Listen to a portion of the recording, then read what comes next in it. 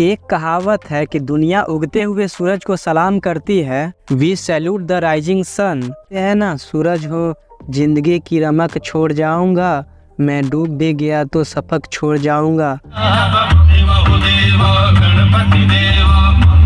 Hey guys, good evening, welcome to my new blog. Guys, आज का blog start कर रहा हूँ। गाइस, आज हम अपने यहाँ का छठ घाट दिखाने जा रहे हैं और साथ में बताएंगे कि छठ माता कौन है, किसने और कब छठ माता की पूजा की शुरुआत की, ऐसा क्या हुआ था जो उन्हें छठ माता का पूजा करना पड़ा। इसके पीछे एक बहुत ही प्रचलित कहानी है, वो कहानी हम वीडियो में बताते चलेंगे। तो बड़े इस ब्लॉग में मिलते हैं घाट पे। गाइस, अभी हम घाट तरफ जा रहे हैं। आप सामने जो देख रहे हैं, एक माता दंड लगाते हुए घाट तरफ जा रही है। इसको जो भी माताएं करती है वो अपने घर से ज़मीन पे लेटते हुए जाना होता है। इसको करने से उन्हें बहुत कष्ट होता है, पर माँ तो माँ होती है ना, अपने बच्चों के लिए वो हर कष्ट करने को तैयार रहती है। गाइस, अपने पेरेंट्स का हमेशा ख्याल रखना, क्योंकि वो हम लोगों के लिए कितना कुछ करते हैं ना।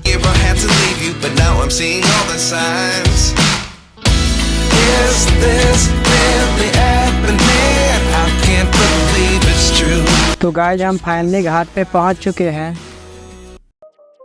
एक कहावत है कि दुनिया उगते हुए सूरज को सलाम करती है। We salute the rising sun. अंग्रेज भी कहा करते थे, ब्रिटिश राज्य में सूरज कभी अस्त नहीं होता। ऐसा लगता है जैसे सूरज का ढलना कमजोरी का प्रतीक है, कोई गलत बात है, खराब बात है, अशुभ है। यूरोप और अरब देशों में ऐसा मानते होंगे, हम भारतवासी नहीं मानते हैं। हम डूबते हुए सूरज को भी पूजते हैं। हमारे लिए पश्चिम में अस्त होता हुआ सूर्य उतना ही श्रद्धेय है जितना पूरब में उदय होता हुआ सूर्य, क्योंकि सूर्य देवता है और दिशा बदलने से देवता के लिए हमारा भाव नहीं बदल जाता। बड़ी बात है सूरज का सूरज होना, सृष्टि और जीवन का आधार होना। कहते हैं ना, सूरज हो जिंदगी की रमक छोड़ जाऊंगा, मैं डूब भी गया तो सपक छोड़ जाऊंगा।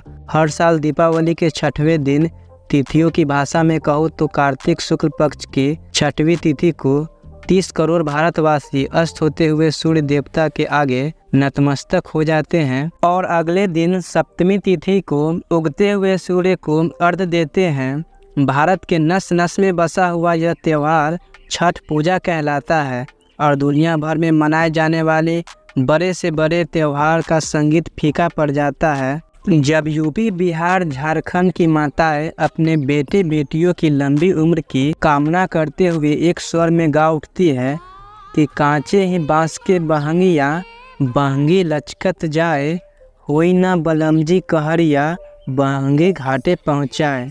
मैं समझता हूँ कि इतना करुण, इतना संवेदनशील, इतना मन को छू लेने वाला, इतना माटी से जुड़ा हुआ, इतना भावना से भरा हुआ गीत शायद ही कोई हो सकता है। छठ माता कौन है, इसके बारे में अलग अलग धारणाएं हैं। पुराणों में नवरात्र में पूजी जाने वाली माँ कात्यायनी को ही छठ माता कहा जाता है। सनातन धर्म में उन्हें भगवान ब्रह्मा के मानस पुत्री माना गया है। मानस पुत्री यानी कि वो बेटी जिसके जन्म में शरीर की कोई भूमिका न हो, मन से मन का मिलन हुआ, तरंगे टकराए, ब्रेन की एनर्जीज मिल गई और संतान का जन्म हो गया। छठ पूजा की परंपरा कैसे शुरू हुई, तो इस संबंध में कई कथाएं प्रचलित हैं। एक मान्यता के अनुसार जब राम सीता 14 साल के वनवास के बाद अयोध्या लौटे थे, तब रावण वध के पाप से मुक्त होने के लिए उन्होंने ऋषि मुनियों के आदेश पर राज सूर्य यज्ञ करने का फैसला लिया। पूजा के लिए उन्होंने मुग्दल ऋषि को आमंत्रित किया। मुग्दल ऋषि ने माँ सीता पर गंगाजल छिड़क कर पवित्र किया और कार्तिक मास के शुक्ल पक्ष की षष्ठी तिथि को सूर्य देव की उपासना करने का आदेश दिया। इसे माँ सीता ने मुग्दल ऋषि को आश्रम में रहकर 6 दिनों तक सूर्य देव भगवान की पूजा की थी और सप्तमी को सूर्योदय के समय फिर से अनुष्ठान कर सूर्यदेव से आशीर्वाद प्राप्त किया था। और हिंदू मान्यता के मुताबिक छठ पूजा की शुरुआत महाभारत काल से हुई थी। इस पर्व को सबसे पहले सूर्य पुत्र कर्ण ने सूर्य की पूजा करके शुरू किया था। कहा जाता है कि कर्ण भगवान सूर्य के परम भक्त थे और वो रोज घंटों तक पानी में खड़े होकर उन्हें अर्घ देते थे। सूर्य की कृपा से वह महान योद्धा बने। आज भी छठ में अर्घ दान की यही परंपरा प्रचलित है। इस पर्व के बारे में एक कथा और भी है कि जब पांडव सारा राजपाट जुए में हार गए थे, तब द्रौपदी ने छठ व्रत रखा था। इस व्रत से उनकी मनोकामना पूरी हुई थी और पांडवों को सब कुछ वापस मिल गया। लोक परंपरा के अनुसार सूर्य देव और छठी मैया का संबंध भाई बहन का है, इसलिए छठ के मौके पर सूर्य की आराधना फलदायी मानी गई है। और इन सब कथाओं के अलावा एक प्रचलित कहानी है कि प्रियव्रत नाम का एक राजा की कोई संतान नहीं थी। इसके लिए उसने हर जतन कर डाले, लेकिन उन्हें कोई फायदा नहीं हुआ। तब उस राजा को संतान प्राप्ति के लिए महर्षि कश्यप ने उसे पुत्रेष्टि यज्ञ करने का आदेश दिया। यज्ञ के बाद महारानी ने एक पुत्र को जन्म दिया, लेकिन वह मरा पैदा हुआ।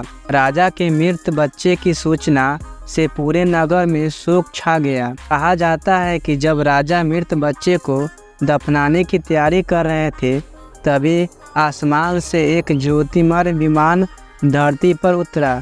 इसमें बैठी देवी ने कहा, मैं षष्ठी देवी और विश्व के समस्त बालकों की रक्षिका हूँ। और इतना कहकर देवी ने शिशु के मृत शरीर को स्पर्श किया, जिससे वह जीवित हो उठा।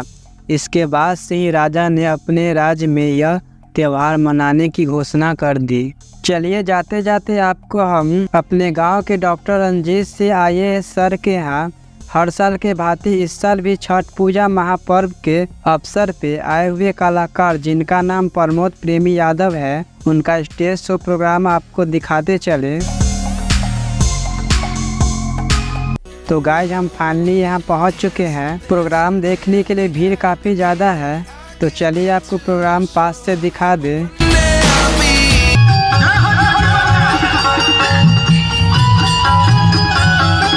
जब माता जानकी देखली कि माता पार्वती भी गौरा जी भी छठ करत रही, तो माता पार्वती सीता की भी छठ कइले बाड़ी।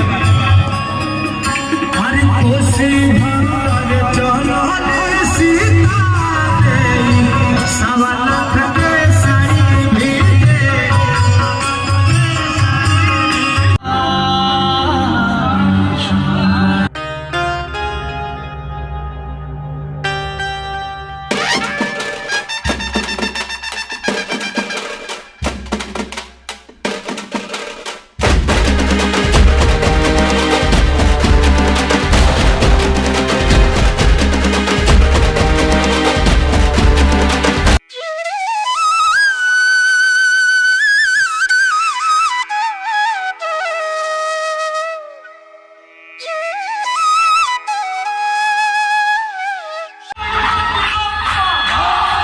तो गाइज आज के लिए बस इतना है। आई होप आपको आज का ब्लॉग पसंद आया हो तो एक लाइक कर देना, एंड चैनल पे नए हो तो सब्सक्राइब कर देना। मिलते हैं गाइज जल्दी नेक्स्ट ब्लॉग में। Thank you so much for watching. Bye bye.